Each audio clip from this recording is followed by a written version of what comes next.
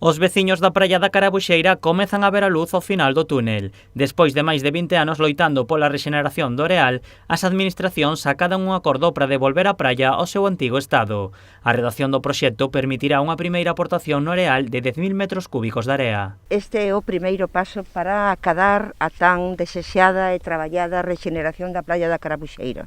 En breve, a Dirección Costas vai a firmar a resolución que vai permitir o depósito de 10.000 metros cúbicos de area, que foron a area que as mareas, como consecuencia do que todos xa vostedes saben, levou desta praia da Carabuxeira.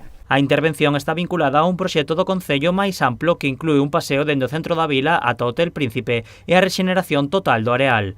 Unha vez aprobado por Costas, o Concello encargarase de desenvolvelo a través de Nauta. Esta é unha obra, digamos, provisional, vais a poñer aquí uns tubos aquí para aguantar esa aportación de area que se vai facer, pero que o importante é facer a obra definitiva. Esa obra definitiva, a obligación que temos nós desde Nauta é mandarlle a Portos de Galicia, que é o órgano sustantivo, ese proxecto para empezar os trámites ambientales. Eles firman a resolución e nós podemos licitar a obra e facer esa primeira fase, digamos, da aportación de area.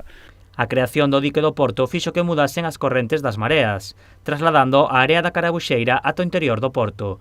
Coa intervención recuperarase a propia area da praia. La aportación de arena se cogería exclusivamente de la zona que ahora mismo está justo enfrente de Carabuxeira para que, digamos, que la afectación sea la mínima posible a ninguna otra playa, y la aportación se hace en las dos partes.